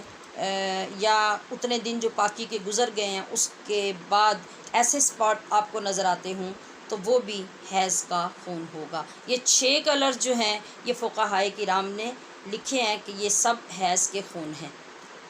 بشرطے کہ وہ ان دنوں میں ہوں جو حیض کے دن ہیں۔ پاک ہونے کے لیے یہ ضروری ہے کہ یا تو عورت کے جسم سے سفید، بالکل سفید رطوبت خارج ہو، یا پھر بالکل خشک ہو جائے، اور وہ یہ چیک کر سکے کہ اب کسی قسم کا کوئی کلر نہیں پایا جا رہا، تو اب وہ حیض سے پاک ہوگی۔ 3 دن رات اور 10 دن رات کے دوران عورت کی جو بھی عادت ہوگی اس کا دھیان رکھنا ضروری ہوگا۔ مطلب آپ کو یہ حساب ہونا چاہیے کہ آپ کے حیض کا وقت کب شروع ہوا تھا، یعنی کس وقت آپ کو ظاہر ہوا تھا کہ آپ کو حیض کی بلیڈنگ ہو رہی ہے۔ اب آپ کو وہ دن ٹائم یاد رکھنا ہوگا۔ اس کے بعد 3 دن 3 راتیں گزری، آپ نے دیکھا کہ یہ وقت گزر گیا، اور اب اس کے بعد آگے کتنے دن کتنی راتیں پوری ہوتی ہیں تو تب جا کے آپ کا حیض کا وہ خون بند ہوتا ہے۔ تو جس وقت آپ کا وہ خون بند ہو جائے گا، یاد رکھیے کہ اسی وقت آپ کے اوپر غسل کرنا لازم ہوگا۔ یہ وہ خاص پوائنٹ ہے جس کے بارے میں بہت زیادہ مسنگ ہوتی ہے، اور اس میں بہت سی خواتین گناہ کی مرتکب ہوتی ہیں۔ یعنی ہماری خواتین کی اکثر یہ عادت دیکھی گئی ہے کہ جس دن غسل کرنا ہے، فارغ ہوئے ہیں، اس دن کپڑے بھی ڈھیر سارے دھو لو، پہلے فرش بھی دھو لو، پہلے برتن بھی دھو لو، اور یہ سارے کام کر لو اور پھر جا کے غسل کر لیں۔ یعنی اس چیز کا یہ خیال ہی نہیں ہوتا اور علم بھی نہیں ہوتا کہ ہم پابند ہیں اس گھنٹے کے، اس وقت کے جس وقت میں ہم فارغ ہوئے ہیں، پاک ہوئے ہیں، اسی وقت فقہاء نے لکھا ہے کہ اگر آپ کے پاس غسل کرنے کے بعد اتنا وقت ہو کہ آپ تکبیر تحریمہ کہہ کے نماز کے لیے کھڑے ہو سکتے ہیں، آپ کے پاک ہونے کے بعد، غسل کرنے کے بعد اتنا وقت فوراً بچ جاتا ہے، تو یہ نماز بھی آپ کے ذمہ لازم ہے، اور اگر آپ نے اس کو بھی مس کر دیا تو بعد میں آپ کے اوپر قضا لازم ہوگی، آپ اس کو اگنور نہیں کر سکتے۔ ہاں، اگر جب آپ پاک ہوئے، آپ نے وقت دیکھا کہ اب وقت غسل کرنے تک نماز کا نکل جائے گا اور بالکل بھی نماز میں کھڑے ہونے تک کا ٹائم بھی باقی نہیں رہے گا، تو پھر وہ نماز آپ سے ساقط ہو جائے گی، اب اس کی قضا نہیں ہوگی۔ لیکن اگر اتنی بھی آپ کو مہلت ملے غسل کرنے کے بعد کہ آپ نماز کے لیے تکبیر کہہ کے کھڑے ہو سکیں، تو آپ کے اوپر وہ نماز بھی ہوگی اور آپ کو بعد میں قضا کرنی ہوگی۔ اگر آپ کو وقت نہیں ملا یا آپ نے جان بوجھ کے چھوڑی تب بھی قضا کرنی ہوگی، آپ نے سستی سے چھوڑی تب بھی قضا کرنی ہوگی۔ اب میں گزارش کروں گی اپنی بہنوں سے کہ کیا اتنی پابندی سے آپ میں کتنے لوگ ہیں جو اس بات کا خیال رکھتے ہوں گے، اور کتنے لوگ ہیں جن کی ہر مہینے کوئی نماز قضا نہیں ہوتی ہوگی اور وہ پوری ذمہ داری سے اپنے وقت پہ غسل کر کے اپنی نماز پڑھتی ہوں گی۔ بلکہ یہاں تو یہ حال ہوتا ہے کہ وہ جو دن گزرتے ہیں جن میں نماز نہیں پڑھنی ہوتی تو ایک سستی اور کاہلی جو پیدا ہو جاتی ہے، تو بہت سی خواتین پھر اگلے دنوں میں اگلے مہینے کی نمازیں شروع کرنے میں نیا ہفتہ لگا دیتی ہیں، اور پھر مشکل سے ہفتہ 10 دن گزرتے ہیں، جو اس کے بعد پھر وہی دن آ جاتے ہیں۔ تو یہی وجہ ہے جس کے لیے آقا صلی اللہ علیہ وسلم نے ارشاد فرمایا تھا کہ عورت دین میں ناقص ہے، اور پھر ہماری سستیوں کی وجہ سے اور زیادہ نقص پیدا ہوتا جائے تو پھر اس کی ریکوری کیسے ہوگی؟ ایک بات۔ دوسری بات یہ ہے کہ اگر مثال کے طور پہ ایک خاتون ہے، وہ 6 دن کے بعد یا 4 دن کے بعد فارغ ہوتی ہے، تو وہ کہتی ہے کہ 6 دن غسل نہیں کرتے، 7ویں دن غسل کرتے ہیں، تو یا 5ویں دن کرتے ہیں۔ اپنے پاس سے طاق دن جو ہیں کچھ خواتین نے مقرر کر لیے ہوئے ہیں۔ اگر طاق دنوں کا لحاظ ہوتا تو اللہ پاک 10 دن کیوں فرماتا؟ 10 طاق تو نہیں ہے نا۔ تو میں نے عرض کر دیا کہ یہاں آپ کی اپنی مرضی کو کوئی دخل نہیں ہے کہ آپ 5 دن یا 7 دن یا 1 دن جو ہے وہ آگے خواہ جو گزار دیں یا 2 دن گزار دیں اور اپنی مرضی سے غسل کریں۔ تو یاد رکھیے کہ نماز کی اور عبادت کی پابندی اس قدر ہے، میں نے آپ کو جیسے عرض کر دیا کہ اتنا وقت بھی آپ نے ضائع کر دیا غسل کرنے میں، اور نماز کو ضائع کیا جان بوجھ کے، آپ وہاں کپڑے دھونے بیٹھ گئے، برتن لیے ساتھ، پہلے وہ دھونے بیٹھ گئے، فارغ ہوں گی تو اٹھ کے غسل کر لوں گی، تو یہ سب گناہ ہیں، سخت گناہ ہے، اور جان بوجھ کے نمازوں کو قضا کرنے کا گناہ اپنے ذمے لینا ہے۔ لہٰذا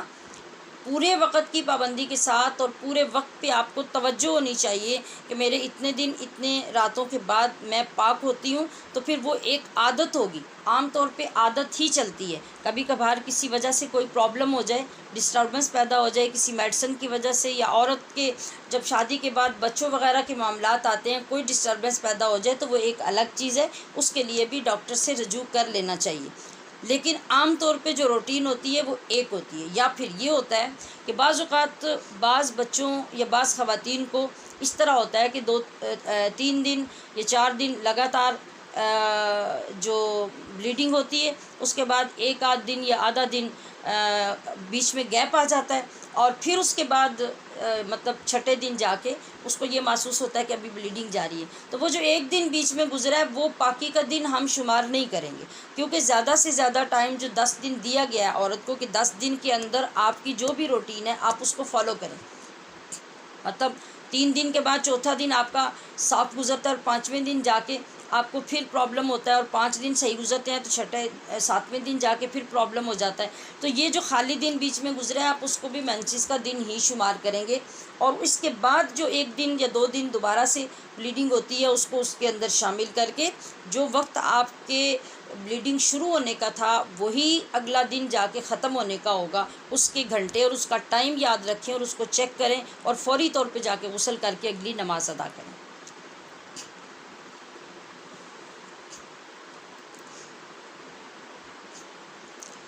اور دوسری بات، روزے کی حالت میں جب ہماری بچیوں کو یا خواتین کو یہ پرابلم آتا ہے تو پھر بہت سے لوگ یہ سوال پوچھتے ہیں اور لوگوں نے اپنے پاس سے یہ ایک بات فرض کر رکھی ہے کہ دن کو 12 بجے کے بعد اگر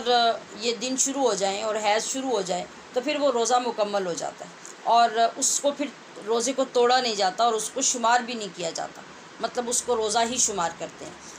تو ایسی کوئی بات بھی شریعت مطہرہ میں نہیں ہے، یہ ساری ہماری اپنی لا علمی کی بنائی ہوئی باتیں ہیں۔ روزہ افطار کرنے سے 10 منٹ پہلے بھی اگر کسی عورت کو حیض شروع ہو جاتا ہے تو وہ روزہ نہیں ہوگا، وہ سارے دن کا روزہ ختم ہو جائے گا۔ آپ کو جب روزے قضا کرنے ہیں تو اس دن کا روزہ بھی قضا کرنا ہوگا، ہاں البتہ روزے کے احترام میں یہ کرنا ہوگا کہ وہ جو باقی ٹائم رہ گیا ہے وہ روزے کی طرح ہی گزارے، اور اسی طرح جس دن اس نے غسل کرنا ہو وہ بھی جو باقی وقت رہ جائے وہ روزے کی طرح ادب کی وجہ سے گزارے، ویسے روزہ اس کا نہیں ہوگا۔ یہ حیض کے متعلق جو مختصر اور ضروری باتیں تھیں وہ میں نے عرض کر دی ہیں، باقی مختلف معاملات اور مختلف کیسز ہر ایک کے اپنے مطابق بھی ہوتے ہیں جو اپنی کنڈیشن کے مطابق سوال کر کے ان کو حل کرنا چاہیے، جو جنرل چیزیں تھیں جو سب کے ساتھ پیش آتی ہیں وہ میں نے عرض کر دی ہیں۔ اس کے بعد دوسری اصطلاح ہے استحاضہ۔ یہ استحاضہ کیا ہوتا ہے؟ میں نے کہا تھا کہ میں اس کی آگے چل کے یہ بتاؤں گی۔ 3 دن سے کم اور 10 دن سے زیادہ، میں دن جب کہوں گی تو اس میں رات بھی آپ نے سمجھنی ہے، 3 دن رات سے کم اور 10 دن رات سے زیادہ جو خون جاری رہے یا 3 دن سے پہلے ختم ہو جائے وہ حیض نہیں ہوگا، وہ ایک بیماری ہوگی، اور اس بیماری کی وجہ سے وہ ایک خون رگ سے آتا ہے، وہ محسوس ایسے ہی ہوتا ہے کہ وہ رحم سے خون آ رہا ہے، یہ خون استحاضہ ہوتا ہے، اس بیماری کا نام استحاضہ ہے، جو دیکھنے میں حیض کی طرح لگتا ہے، بعض اوقات بلیڈنگ اتنی زیادہ ہوتی ہے کہ وہ ان دنوں سے بھی زیادہ ہونے لگتی ہے، تو اس کو دیکھا جائے گا، یعنی اس کی پہچان کی صورت یہ ہوگی، ایک تو یہ کہ 3 دن سے پہلے ختم ہو گیا تو اب وہ استحاضہ ہے، اگر آپ نے ان 2 دنوں میں نماز نہیں پڑھی تو جب آپ کو یہ پتہ چل جائے کہ یہ تو پہلے ختم ہو گیا اور آگے یہ حیض کے دن نہیں ہیں تو آپ کو وہ نمازیں قضا کرنی چاہیے، لوٹانی چاہیے۔ اس خون کی وجہ سے صرف وضو ٹوٹے گا، غسل ختم نہیں ہوگا، مطلب یہ کہ یہ خون جاری بھی رہے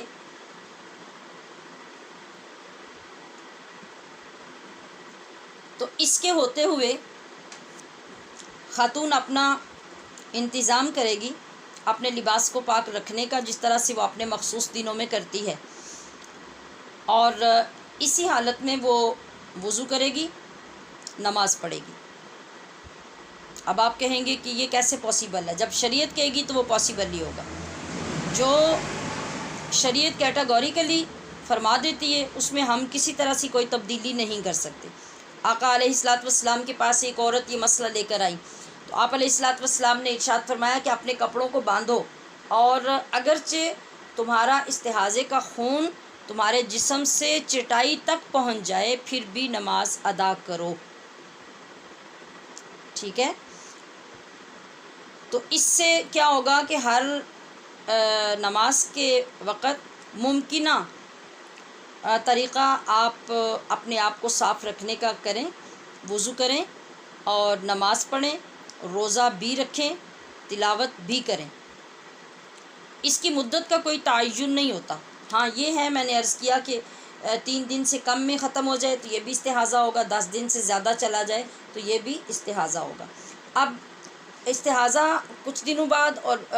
حیض کچھ دنوں بعد ہو تو اس کی پہچان یہ ہوگی کہ جس دن آپ نے حیض سے فارغ ہو کے غسل کیا اس کے بعد سے پورے 15 دن رات پاکی کے آپ کے گزر گئے، اور اس کے بعد دوبارہ سے آپ کی بلیڈنگ ہوئی۔ اب یہ بلیڈنگ حیض کی ہوگی، یہ استحاضے کی نہیں ہوگی۔ اگر 15 دن پورے نہیں گزرے، 14 ہی دن بے شک گزرے تھے اور آپ کو دوبارہ بلیڈنگ ہو گئی، اب یہ بلیڈنگ استحاضے کی ہوگی، یہ حیض کی نہیں ہوگی۔ اب آپ کو کیا کرنا ہے؟ اب آپ کو جیسے میں نے ابھی عرض کیا کہ اپنی نمازیں، اپنی عبادتیں جاری رکھنی ہیں، اور جب آپ کی اپنی تاریخ جو مقررہ تاریخ ہے مہینے کی، اگر بالکل فکس تاریخ ہے تو فکس کو یاد رکھیں۔ اگر 2 دن پہلے یا 2 دن بعد ہر تاریخ سے آپ کو حیض شروع ہوتا ہے تو پھر آپ اپنی اسی تاریخ کا خیال رکھیں، اور اگر اس دوران بلیڈنگ ختم نہیں ہوتی، جاری رہتی ہے، تو پھر اپنی اس تاریخ میں جا کر اب نمازیں اور تلاوت چھوڑ دیں، اور اب اگلے دنوں کی جو بلیڈنگ ہے اس کو مینسز یا حیض تصور کر لیں۔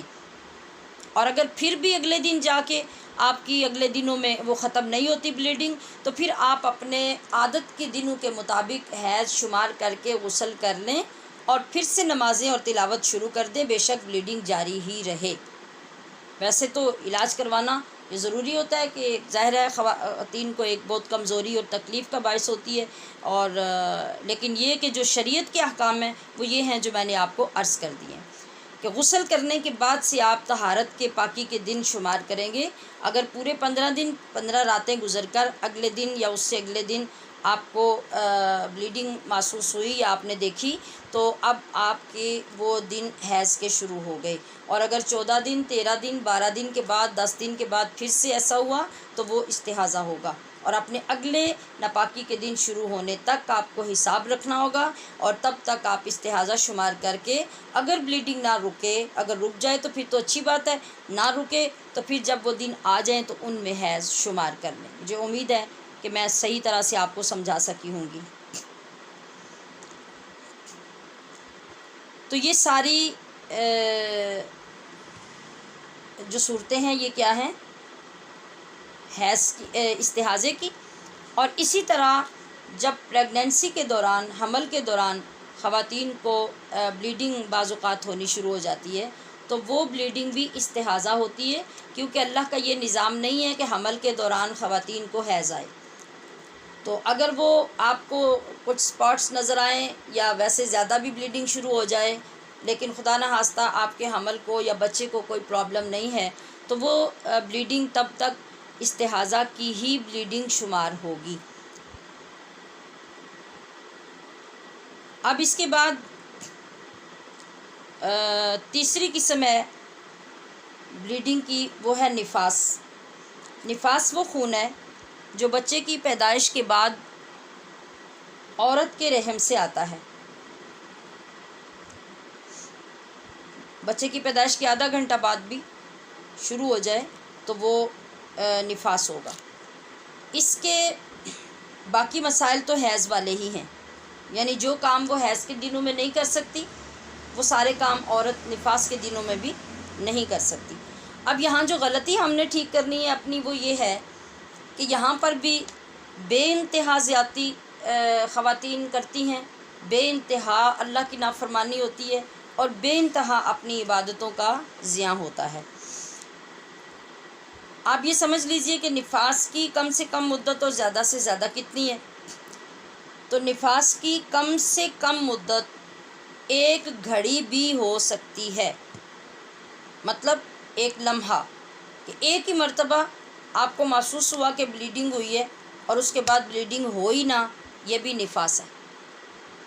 اور زیادہ سے زیادہ اس کی مدت جو اکثر مدت ہے وہ ہے 40 دن 40 راتیں۔ اب ہمارے لوگوں نے اسی کو قبول کر لیا، یعنی 40 دن 40 راتیں جو ہیں وہ ناپاک ہی رہنا ہے، جو کچھ بھی ہو جائے۔ حالانکہ جس طرح حیض میں آپ کی اپنی عادت ہوتی ہے، کسی کو 4 دن بعد، 5 دن بعد، 6 دن بعد غسل کی ضرورت پڑ جاتی ہے اور عورت پاک ہو جاتی ہے، بالکل اسی طرح نفاس کے بھی معاملات ہیں۔ 40 تو اینڈ ہے، وہ انتہا ہے،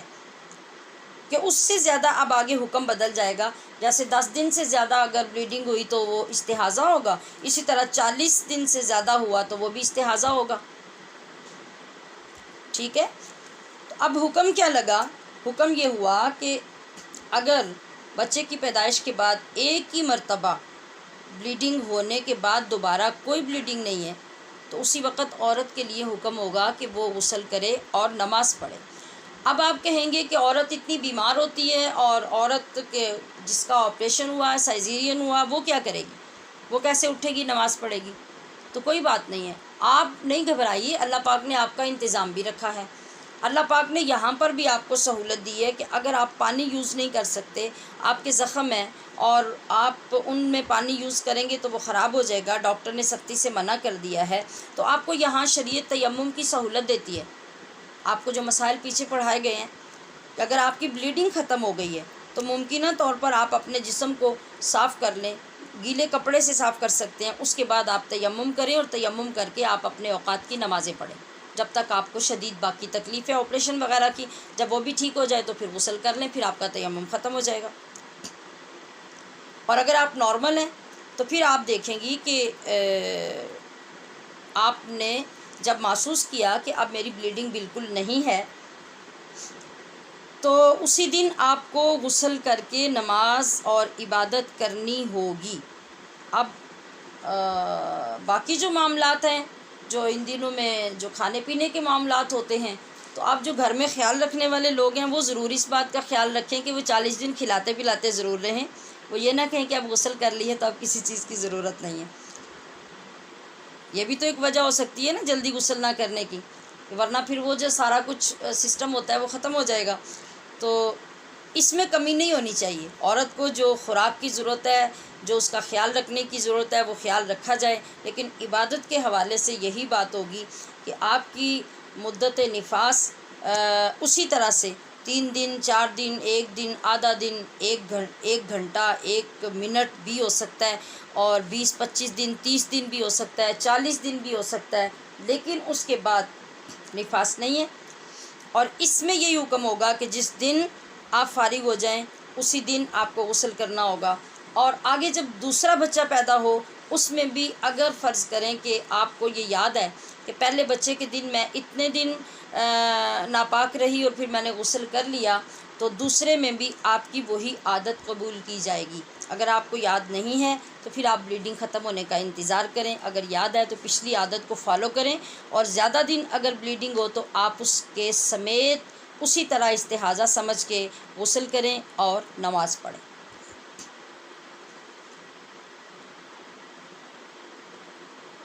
جی، اب ہم ایک یہ مسئلہ سمجھیں گے کہ حمل کے دوران اگر وقت پورا نہ ہو اور بچے کی پیدائش ہو جائے، جیسے 5 ماہ بعد، 6 ماہ بعد، 4 ماہ بعد،